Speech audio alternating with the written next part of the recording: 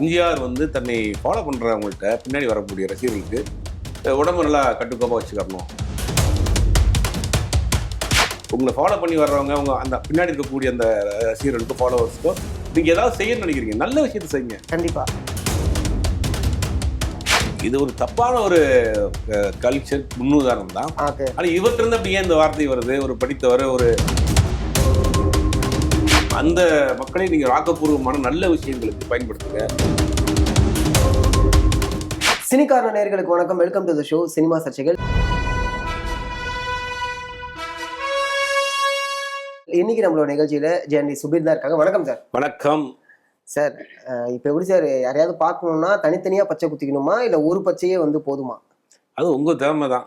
உங்களுடைய விருப்பம் பொறுத்து நீங்க 2 கையில குத்தினாலும் சரி, உடம்பு முழுக்க குத்தினாலும் சரி, ஒரு ரசிகர்களும் குத்திக்கலாம். நாட்டாமன்னு ஒரு படம் வந்துச்சு, நல்லா ஓடிச்சு 95 96ல. ஆமா, அதுல இருந்து ஒரு நாட்டாமன் செல்லமாக அழைக்கப்பட்டார். அதுவே பேராகி போய் நாட்டாமை குடும்பம் எல்லாம் பச்சை குத்திட்டாங்க. ஆனா இப்ப நம்ம பேசுறதுக்கு முன்னாடி நீங்க ஒண்ணு சொன்னீங்க, இது கேஸ் ரவிக்குமாரோட படம். நான் எப்படி பார்த்தா அவர் தானே நாட்டாமை குடும்பத்தை எடுத்தவர் கேஸ் ரவிக்குமார், நாட்டாமை குடும்பத்தை உருவாக்கியவர் கேஸ் ரவிக்குமார். அப்ப காப்பிரைட் அந்த படத்தை ப்ரொடியூசர் வந்து யாரு? R B Choudhary sir. அவரும் பாவம் இறந்து போயிட்டாரு. உண்மையா அதை கிளைம் பண்றதா இருந்தா இவங்க கிளைம் பண்ணணும். 2 பேர் தான் கிளைம். இவங்க காப்பிரைட் ஓனர், அவங்க 2 பேர் தான். இல்ல பாட்டு போட்டவராது கிளைம் பண்ணணும். ஆமா, சிற்பி பாட்டு போட்டாரு. ஆமா, அவர் கிளைம் பண்ணணும். அவரும் ஒண்ணும் இல்ல இப்ப. அப்படிங்கும் போது இப்போ இவர் கிளைம் பண்றாரு நாட்டாமை குடும்பம்னு. எல்லாரும் பச்சை குத்திட்டு வந்தா இதை பார்க்கலாம். அது அமெரிக்கன் கிரீன் கார்டு மாதிரி டாப்ல. அமெரிக்கன் கிரீன் கார்டா? ஓகே. அமெரிக்காவுக்கு போற கிரீன் கார்டு எப்படி முக்கியமோ அந்த மாதிரி கிரீன் கார்டு மாதிரி பச்சை கிரீன் அப்படி ஆயிட்டாரு அப்படிங்கறதுனால சொல்றாரு. உலகம் எங்க போய்கிட்டு இருக்கு? ஆமா சார். இவரு எங்க சார்? எனக்கு என்ன டவுட்னா, டேட்டா ஏற்கனவே இந்த ரம்மி அம்பாசிடர் வந்தார்ல, ஏதாவது டேட்டா கம்பெனிக்கு விளாம இது வர டேட்டா கம்பெனிக்கு ஏதோ அம்பாசிடர் போறாரா என்னன்னு தெரியல சார். ஆனா அப்பப்போ ஏதாவது ஒண்ணு வந்து தூக்கத்துல எஞ்சிருக்கிறாரு. மாமியார் கண்ணல வந்துடுறாங்க, திடீர்னு வெளியில வர்றாரு, எல்லாரும் பச்சை குத்துங்கன்றாரு. ஆமா, வயசாகி போச்சு. இன்னொரு விஷயம், என்னுடைய மகனும் பச்சை குத்துவான் அப்படிங்கிற மாதிரி எல்லாம் சில விஷயங்கள் அவர் தம்பி ராகுல்ட்டு தான் கேட்கணும். போப்பா நீ வேற வேலையை அதாவது சரி ஓகே, இது என்னன்னா ஒரு கல்ட்டை உருவாக்குற மாதிரி மைண்ட் செட் அவங்களுக்கு தோணலையா? ஃபார் எக்ஸாம்பிள் வந்து ஒரு கல்ச்சர் வந்து எப்படி உருவாகும் அப்படின்னா, அவங்களுக்குன்னு ஒரு ஸ்டாம்போ ஏதோ ஒன்று கையில குத்திடுவாங்க, அது இருந்தால் தான் உள்ள விடுவாங்க. அந்த கல்ட்டுக்குள்ள அவங்க எல்லாம் இருப்பாங்க. கல்ட்டுன்னு இல்லை, ஒரு கம்யூனிட்டின்னு கூட வச்சுக்கலாம், ஏதோ சம்திங் ஏதோ ஒன்று வச்சுக்கலாம்னு வச்சுக்கலாம். அந்த சர்க்கிள் மட்டும்தான் அதை உருவாக்கி அதை ஒரு வேற ஒரு விஷயத்துக்கோ இல்லை பாலிடிக்ஸ்க்கோ பயன்படுத்துற மாதிரி தெரியலையா? இல்லை, இதை நம்ம வந்து எம்ஜிஆர் நம்ம இது பண்ணோம். எம்ஜிஆர் வந்து தன்னை ஃபாலோ பண்றவங்கள்ட்ட பின்னாடி வரக்கூடிய ரசிகர்களுக்கு உடம்பு நல்லா கட்டுக்கோப்பா வச்சுக்கணும். பல பேருக்கு எம்ஜிஆர் முன்னுதாரணம். கண்டிப்பா இவருக்கும் நம்ம அதை சொல்லலாம். ஆமா, தன்னை ஃபாலோ பண்ணி வர்றவங்களுக்கு உடம்ப கட்டுக்கோப்பா வச்சுக்கணும். இந்த மாதிரி போதை பழக்கத்துக்கு அடிமையாயிடக்கூடாது, பெண்களை மதிக்கணும், குடும்பத்தை பார்க்கணும், வேலை பார்க்கணும், உழைக்கணும் அப்படிங்கிற ஒரு விஷயத்தை எம்ஜிஆர் சொல்லிட்டே இருந்தார். அதனால எம்ஜிஆர் ரசிகர்கள் பலரும் நம்ம பாக்குறப்ப அந்த காலத்துல அவங்க வந்து பாத்தீங்கன்னா ஒரு பெரிய பாடி பில்டரா இருப்பாங்க, எல்லா ஜிம்லயும் போட்டோ எம்ஜிஆர் போட்டோ வச்சிருப்பாங்க, பாத்தீங்கன்னா குடும்பத்தோட ரொம்ப அட்டாச்சா இருப்பாங்க. அந்த மாதிரியான ஒரு ஒழுக்க நெறிமுறைகள் இருந்தாங்க. அப்ப நமக்கு ஃபாலோ பண்ணி வர்றவங்களுக்கு நல்ல வழியை காட்டும். இன்னைக்கு உலகம் எங்க போய்கிட்டு இருக்கு? குளோபலைசேஷன் ஆகி போச்சு, சோசியல் மீடியா காலம் ஆகி போச்சு. நல்லா படிங்க, வேர்ல்டு வைடு உயர்ந்த பதவிக்கு போகணும், நிறைய வேர்ல்டு வைடு கத்துக்கங்க, ஃபேமிலியை காப்பாத்துங்க. குறிப்பா வந்து இன்னைக்கு போதைங்கிறது ஒரு பெரிய ஒரு இஷ்யூவா போயிட்டு இருக்கு. எந்த அரசியல் கட்சியாவது உடனே வந்து நான் வந்து கட்சியில சேர்றவங்களுக்கு கண்டிஷன், அதாவது முந்தியெல்லாம் பாத்தீங்கன்னா ஒரு ஒரு சுதந்திரத்துக்கு பிறகு காங்கிரஸ் கட்சி உருவானதுக்கு பிறகு காங்கிரஸ் கட்சியில சேர்றதுக்கு சில கண்டிஷன்ஸ் இருக்கு. எங்க அப்பா அந்த காலத்துல காங்கிரஸ்காரா இருந்தாரு.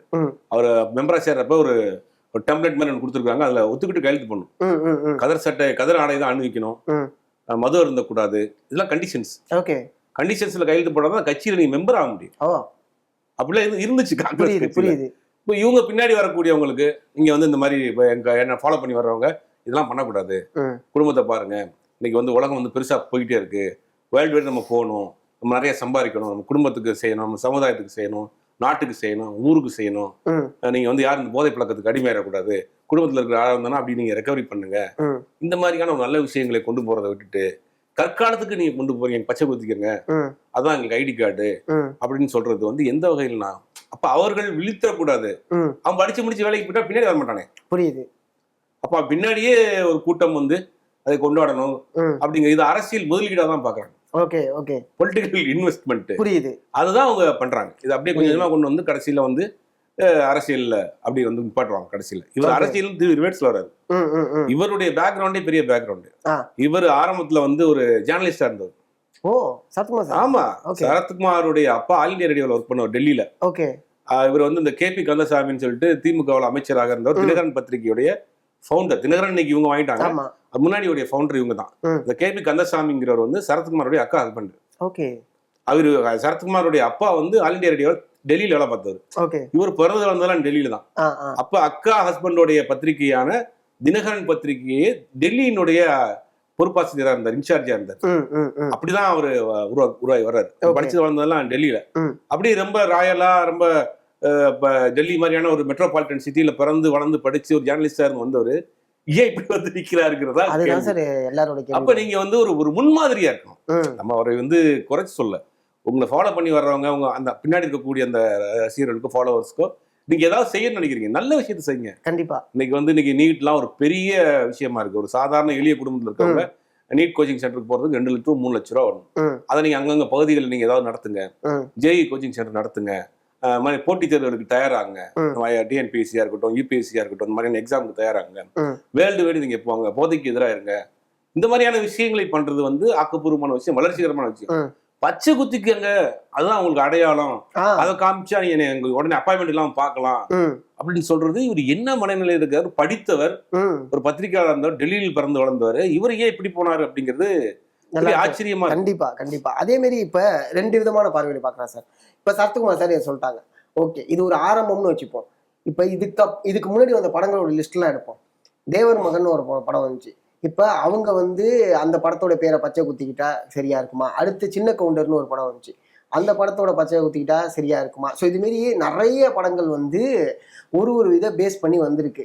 அது மாரி பச்சை குத்துனா அது எங்க போய் முடியும்? இல்ல, பச்சை குத்துறதுங்கிறது வந்து ஒரு காலத்துலங்க அது மறுபடியும் டேட்டோக்கு நம்ம எதிராக. டேட்டோ வந்து எப்படி குத்துவாங்கன்னா, கிராமங்கள்ல வயதான பெண்கள் வந்து தன் புருஷன் பேரை வந்து சொல்லக்கூடாது. கரெக்ட். அதனால குத்திக்கிடுவாங்க, காமிப்பாங்க. நீங்க வீட்டுக்கார பேர் என்ன காப்பாங்க. ஆமா. இதுக்கு தான் அப்புறம் சாமி படங்களை பச்சை குத்திருப்பாங்க. ஆமா ஆமா. இது அந்த காலங்களில் கிராமங்கள் இருக்கக்கூடிய பெண்கள் அதிகமா குத்திருப்பாங்க. அப்படித்தான் பச்சை குத்துற கலாச்சாரம் தமிழ்நாட்டில் இருக்கக்கூடிய விஷயம். அதனை அடையாளப்படுத்திக்கிறதுக்காக வச்சிருப்பாங்க. பழைய கணவன் பேர் அடையாளப்படுத்திக்கிறதுக்கு பிடித்த கடவுளை வரைஞ்சு கொள்றதுக்காக வச்சிருந்தாங்க. இன்னைக்கு தான் அது வந்து அதனுடைய இதே மாறி போச்சு. இன்னைக்கு எதுக்கு குத்துறாங்க, எங்க குத்துறாங்க, எந்த இடத்துல குத்துறாங்க, அதுதான். ஆனா மறுபடியும் சொல்றேன், டாட்டோ கல்ச்சர் அது வேற. அது அவங்களுடைய விருப்பம். ஆமா, அது தனிப்பட்ட விருப்பம். அதை வந்து நீங்க புஷ் பண்ண கூடாது, கம்பல் பண்ண கூடாது. இப்ப என்ன ஒரு ஃபேஷனா போடுறோம், ஒரு இதா போறோம்னா அவங்க போட்டு போங்க, அது அவங்களுடைய விருப்பம். ஆமா. கொஞ்ச நாள் அந்த ஃபேஷன் முடிஞ்சு போயிடும், அதுக்கப்புறம் அவங்க விட்டுருவாங்க. ஒரு ஜெனரேஷனுக்கு வேணா அப்படி போர் அடிச்சிடும், விட்டுருவாங்க. இது ஒரு 10 வருஷமா தான் இந்த விஷயம் ஓடிட்டு இருக்கு. அதுலயே ஒரு பெரிய பிரச்சனை இருக்கு. டேட்டோ குத்திட்டு அதை அழிக்கிறதுக்கு அவங்க ஒரு பாடுபடுறாங்க. அழிக்கிறதுக்குன்னு தனியார் டீம் இருக்கு. ஆமா. பிரேக்கப் ஆகி போகுது, அதை அழிக்க முடியல. ஆமா, தப்பா குத்தி விட்டுறாங்க, ஏதாவது வந்து மாத்தி குத்தி விட்டு பிரேக்கப் ஆகி போகுது, அழிக்க முடியல. அது ஒரு பஞ்சாயத்து. இப்போ ஒருவேளை சரத்குமார் சாரோட படம் வந்து ஏதோ ஒரு படம் வந்து திடீர்னு ஒரு பிடிக்காம போயிடுது அப்படின்னா அந்த டேட்டோவை அழைக்கிறதுக்கு அவன் 4 செஷன் உட்காரணும்ல. ஆமா, உட்காரணும், அது காசு செலவழிக்கணும். இது ஒரு தப்பான ஒரு கல்ச்சர் முன்னுதாரணம் தான். ஆனா இவர்கிட்ட இருந்து அப்படி ஏன் இந்த வார்த்தை வருது? ஒரு படித்தவர், ஒரு ஜேர்னலிஸ்டா இருந்தவர், ஒரு சமுதாயத்துக்கு பயனுள்ள விஷயத்தை நீங்க பொதுவா தமிழ் சமூகத்துக்கு ஏதாவது செய்யுங்க. இன்னைக்கு போட்டிகரமான உலகமா இருக்குங்க. இன்னைக்கு ஓடிட்டே இருக்கிறான், படிச்சுக்கிட்டே இருக்கிறானுங்க. அந்த எக்ஸாம் இந்த எக்ஸாம் கேப்பே இல்ல பசங்களுக்கு. அவ்வளவு ஒரு ஃபாஸ்டா போயிட்டு இருக்க உலகத்துல நீங்க பச்சை குத்திக்கிங்கன்னு சொல்றது வந்து என்ன நியாயம்? அது புரியுது. ஏன்னா ஆரம்பத்துல ரம்மி அப்படிங்கிற ஒரு விஷயத்துக்குள்ள ஆரம்பிச்சு சரத்குமார் சார் எங்க போனாலுமே அந்த ரம்மி ஆடை வச்சு கேட்க ஆரம்பிச்சாங்க. அடுத்து வந்து அவர் தான் ஒரு கதையை ஆரம்பிச்சு வச்சாரு. அந்த கதை இப்போ வரைக்கும் வெடிச்சுக்கிட்டு இருக்கு. அடுத்து சூப்பர் ஸ்டார் அப்படின்னு சொல்லி அது இப்போ வரைக்கும் வெடிச்சிட்டு இருக்கு. இப்போ டேட்டோ ஆரம்பிச்சிருக்காரு. இதுக்கு முன்னாடி இது மாதிரி ஏதாவது சம்பவங்கள் பண்ணியிருக்காரா? அதான் அரசியல்ல பண்ணார் இல்லையா? திடீர்னு ஒரு கட்சி வச்சிருந்தாரு, அப்புறம் முதல்ல அமைப்பா வச்சிருந்தாரு, அப்புறம் அது கட்சியா மாத்தினாரு, அப்புறம் வேற ஒரு கட்சியில சேர்ந்தாரு, அந்த கட்சியில எம்பியா இருந்தாரு, திருப்பி அந்த கட்சியில இருந்து வெளியில வந்தாரு, இவரே ஒரு கட்சி ஆரம்பிச்சாரு. அந்த கட்சியில அவர் வந்து கூட்டணிக்கு போனாரு. 2 எம்எல்ஏ வந்தாங்க, இவர் ஒரு எம்எல்ஏ, இன்னொருத்தர் எம்எல்ஏ, தென்காசி எம்எல்ஏ வந்தாரு. அந்த மாதிரி நிறைய டிராவல் இருக்கு அவருக்கு. டிராவல் இருக்கு. கொஞ்சம் மெச்சூர்டானவர் தான். இந்த விஷயத்துல ஏன் பண்ணாருங்கிறது யாரு சார் இந்த ஐடியா கொடுத்துருப்பாங்க? அவரா தாங்க வருது. அவரா நைட்டு தூங்கிட்டு திடுக்குன்னு முடிச்சு இந்த மாதிரியான ஐடியாஸ் வந்துருது. அதை வந்து அப்படி என்ன பண்றாருன்னா வச்சிருக்கிறார், காலங்காத்தாட்டி யார்ட்ட சொல்லிடுறாரு. அது பயங்கர பக்கத்துல இருக்கவங்க கூட தப்புன்னு சொல்றாங்க. சரியான ஐடியா எப்படிங்க உங்களுக்கு தோணுது? எல்லாம் தானா வருதுங்க அப்படின்னு காலைல சொல்லிடுறாரு. எனக்கு தெரிஞ்சு பழுவேட்டையரா நடிச்சதுல இருந்து அவர் வந்து கொஞ்சம் வேட்டையாரா தான் வாழ்ந்துட்டு இருக்காரு போல. அதான் நினைக்கிறேன். பழுவேட்டையர் சார் அத வேற குத்திர போறாங்க ஆமா, சார். அடுத்து ஆமா நமக்கு இன்னொரு டவுட் இருக்கு. நீங்க நாட்டாமை குடும்பம் போடுறீங்க, அது நிறைய படத்துல சூரிய வம்சம் என்ன பண்ணுவீங்க? ஆமால, அடுத்து பல பேர் அதான் ஆரம்பிக்க போறாங்க பாருங்க, சூரிய வம்ச குடும்பம். சார் அது வந்து நாட்டாம குடும்பத்துல விட அது மாதிரி குழப்பம் இருக்கு நாட்டாம குடும்பத்துக்குள்ள. கரெக்ட். சூரிய வம்ச குடும்பம் தான் கரெக்டா இருக்கும். ஆமா, இந்த ஃபுல் பேக்கேஜோட இருக்கும். ஆமா, அப்ப அதனால சூரிய வம்ச குடும்பம் போட்டுக்கிறதா சரியா இருக்கும். பூச ஆரம்பிச்சு விட்டுருவோம். இருக்கிற லிஸ்ட் எடுங்க, உங்களுக்கு பிடிச்ச படத்தோட பேரை குத்திக்குங்க அப்படிங்கிறது. இது வந்து சயின்டிபிக்கா என்ன சொல்றாங்கன்னா, மெடிசன் என்ன சொல்றாங்கன்னா, இது வந்து சரியா பண்ணலன்னா அது நிறைய சைடு எஃபெக்ட்ஸ் வரும்ன்றாங்க. அதையும் நம்ம பார்க்கணும். நீங்க பச்சை குத்துறதில் வந்து ப்ராப்பரான நீங்க வந்து ஆட்கள்கிட்ட ப்ராப்பரான அந்த மெடிசன்ஸோட நீங்க போட்டு குத்தலன்னா சைடு எஃபெக்ட்ஸ் வரும்ன்றாங்க. ஸ்கின் அலர்ஜி வரும், ஸ்கின் டிசீஸ் எல்லாம் வரும்ன்றாங்க. அந்த மாதிரியான விஷயத்துக்கு இவர் ஏன் வந்து ப்ரொமோட் பண்றாருங்கிறதான் தெரியல. இது ரொம்ப முக்கியமான விஷயம். உண்மை. ஏன்னா நீங்க வந்து யாரோ ஒரு அறகுறை ஆட்கள்கிட்ட போயிட்டு ஒருத்தருக்கு பண்ண அதே நீடில இன்னொருத்தர்கிட்ட பண்ணாங்கன்னு வச்சுங்களேன், அது நிறைய இந்த மாதிரியான தப்பான இதெல்லாம் வர்றதுக்கான வாய்ப்பு இருக்கு. ஸ்கின் டிசீஸ் மட்டும் கிடையாது, நிறைய வியாதிகள் வர்றதுக்கு வாய்ப்பு இருக்கு. இதை போய் ஏன் அவர் வந்து இன்னைக்கு இதை போய் ப்ரொமோட் பண்றாருன்னு தெரியல. கரெக்ட். ஏன்னா இப்ப அங்க வந்து ஒரு 100 பேர் இருந்திருப்பாங்க. அந்த 100 பேருமே அன்னைக்கே பச்சை குத்தணும் அப்படிங்கும்போது அங்க இருக்கக்கூடிய ஒரு டேட்டோ ஆர்டிஸ்ட் இருப்பாங்க, இல்ல 2 டேட்டோ ஆர்டிஸ்ட் தான் இருப்பாங்கன்னு வச்சுங்களேன். அவங்க நீடில மாத்தி சரி குத்துறான்னு குத்தி விட்டாங்கன்னா அந்த 100 பேருக்கும் அது பிரச்சனையா. ஆமாங்க, அது பெரிய சிக்கலா இருக்கும். ஒரு இது வந்து விளையாட்டு காரியம் கிடையாது. ஏதாவது அவங்களுக்கு டிசீஸ் வந்தா யார் பாப்பா? ஆமா, இது ப்ராப்பரான நீங்க வந்து டேட்டா வந்து நீங்க வந்து ப்ராப்பரான லைசன்ஸ் வாங்கின சர்டிஃபிகேட் ஆன ஆட்கள்கிட்ட கரெக்ட் அதை புது நீடில் போட்டு பண்ணணும். ஆமா, ஹைஜீனிக் ஒன்று விஷயம் இருக்கு, நிறைய விஷயங்கள் இருக்குதுல. ஆமா, ஆனா இவர் வந்து அன்னைக்கு நீங்க சொன்ன மாதிரி ஸ்பாட்ல உட்காந்து ஸ்டிக்கர் ஒட்டுற மாதிரி ஒட்டிட்டு இருக்காங்க கையில. ஆனா நானும் பார்த்தேன், எப்படி இவ்வளவு பேருக்கு ஒரே நீடில பண்றாரா, வேற நீடில பண்றாரா? ஏன்னா ஒரு டேட்டோ குத்திட்டு அது மேல வந்து பாத்தீங்கன்னா வேஸ்லின் சம்திங் தருவாங்க. சம்டைம்ஸ் வந்து வேஸ்லின் தருவாங்க, இல்ல அவங்களே ஒரு இது ரெக்கமெண்டேஷன் பண்ணுவாங்க. அதை வந்து தடவிட்டே இருக்கணும், இவ்வளவு விஷயங்கள் சொல்லுவாங்க, எக்ஸ்போஸ் ஆகக்கூடாது, அவ்வளவு விஷயங்கள் சொல்லுவாங்க. இவங்க பட்டார்னு வந்து குத்திட்டு இருக்கிறாங்க. இதை வந்து ஏன் பண்றாருன்னு தெரியல. இன்னைக்கு வந்து உலகம் எங்கெங்கயோ போயிட்டு இருக்கு, இவர் எங்கேயோ ஒரு பக்கம் போயிட்டு இருக்காரு. தொடர்ந்து இந்த மாதிரியான சர்ச்சைகள் மாட்டிகிட்டே இருக்கிறாரு. நம்ம என்ன சொல்லணும்னா, நமக்கு அட்வைஸ் சொல்ற அளவுக்கு அவருக்குலாம் வந்து நமக்கு வயசு கிடையாது, அனுபவம் கிடையாது. ஒரு மிகப்பெரிய ஒரு சீனியர் ஜேர்னலிஸ்டா இருந்தவர், படித்தவர், நிறைய விஷயங்கள் தெரிஞ்சவர், எம்பியா இருந்தவர், எம்எல்ஏ இருந்தவர், பார்லிமெண்ட்ல பேசியிருக்கிறாரு. அப்படிங்கும் போது இந்த மாதிரியான விஷயங்களை என்கரேஜ் பண்ணாம அந்த மக்களை நீங்க ஆக்கப்பூர்வமான நல்ல விஷயங்களுக்கு பயன்படுத்துங்க. குறிப்பா அந்த போதை சம்பந்தப்பட்ட விஷயங்கள் இன்னைக்கு மிகப்பெரிய ஒரு அவரோட டயட்லாம் ஃபாலோ பண்றாங்க. அதை நீங்க சொல்லுங்க. ரொம்ப முக்கியமான கொஸ்டின் நீங்க சொன்னது. இன்னைக்கு அவருக்கு ஒரு 60+ ஆயிடுச்சு, உடம்பு பாடி பில்டிங் வச்சிருக்காரு. என்ன மாதிரி நீங்க கொண்டு வாங்க, ஃபுட் கண்ட்ரோல் எடுத்துக்கங்க, எக்ஸசைஸ் பண்ணுங்க, உடம்பு பாத்துக்குங்க அப்படிங்கிற அதையும் நீங்க முன்னிலைப்படுத்துங்க. அதை நீங்க அம்பாசிடர் மாறுங்க. ஆமா, அந்த ஹெல்த் கான்சியஸ்ல நீங்க அம்பாசிடர் மாறுங்க, அதை கொண்டு போய் சேருங்க. அது ஒரு நல்ல விஷயமா இருக்கும். அதை ஃபாலோ பண்ணி வரப்ப நிறைய பேருக்கு நல்ல விஷயமா இருக்கும். இவருக்கு எப்படி இந்த ஐடியா வச்சுதான் தெரியல. பாப்போம் சார், இதுக்கப்புறம் வேற ஏதாவது ஐடியா திருப்பி பேசுவோம் அப்படிங்கறத நம்ம கண்டிப்பா பார்க்கணும் தான். ஏன் அப்படின்னா இப்ப 2 விஷயம் இருக்கு. ஃபார் எக்ஸாம்பிள் அவரோட டயட் கண்ட்ரோல் அந்த விஷயத்தை பத்தி பேசுறோம்ல, அதுக்கே ஒரு கம்யூனிட்டி மாரி ஒன்று ஆரம்பிச்சு நீங்க எந்தெந்த விஷயங்கள்லாம் ஃபாலோ பண்ணுவீங்க, நம்ம சர்க்கிள்ல ஒரு சீக்ரெட்டான டயட் வந்து ஃபாலோ பண்றோம், இந்த வயசுலயும் நான் இவ்வளவு இதுவா இருக்குன்னா இந்த டயட்லாம் நான் ஃபாலோ பண்றேன், அதுக்கு ஒரு செஷன் இருக்கு அப்படின்னு கூட நீங்க தாராளமா ஆரம்பிக்கலாம். நல்ல விஷயம், அது பெரிய விஷயம். அவர் டயட் கொடுத்தாருன்னா அந்த சார்ட்டை எல்லாரும் ஃபாலோ பண்ணலாம். ஆமா, ஏன்னா இந்த வயசுலயும் மனுஷன் அவ்வளவு ஹெல்த்தியா இருக்கிறாரு, ஃபிட்டா வச்சிருக்காரு, ஆக்டிவா இருக்கிறாரு. ஆமா, அப்படிங்கும் போது அதெல்லாம் அந்த டயட் சார்ட் கொடுத்தாருன்னா நம்மளும் கூட ஃபாலோ பண்ணணும். உண்மைதான். ஏன்னா நாங்களாம் நேர்காணல் பண்ணும்போதே முதல் கேள்வி அதான் கேட்போம், சார் என்ன சார் டயட் அப்படிங்கும்போது ஒரு இந்த காஃபியில் நெய் ஊற்றி குடிப்போம்பா, பாதாம் பிஸ்தா சாப்பிடுவோம்பா, நம்ம பட்ஜெட்டுக்கு தாங்காது. அதான் இல்ல, இந்த மாதிரி விஷயங்கள்லாம் சொல்லும்போது ஓகேப்பா நம்ம வந்து இதை பண்றோம் அப்படிங்கிற ஒரு நாள் அதான் சார் ஓரளவுக்காவது அது ஒரு மென்டாலிட்டி வரும்ல. ஆனா எனக்கு சத்தியமா சார் நான் இன்னுமுமே வந்து ஏன் சரத்குமார் சார் இந்த கேள்வி இந்த விஷயத்த சொன்னாருங்கிற அந்த ஒரு ஷாக்லயே தான் பாதி பேர் இருக்காங்க.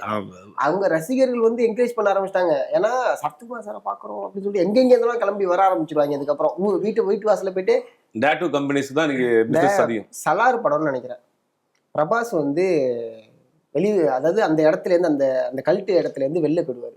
திரும்பி உள்ள வரதுக்காக காமிப்பாரு, கைரேகை வைப்பாங்க. பார்த்தா பின்னாடி டேட்டோ, ஏய் இவன் இந்த வம்சம்டான்னு சொல்லிட்டு ஒரு என்ட்ரி ஒன்று கொடுப்பாங்க. அது மாரி எல்லாரும் உள்ள படத்தை நைட் பார்த்துட்டு போறோ இருக்கும் சார், இருக்கும்.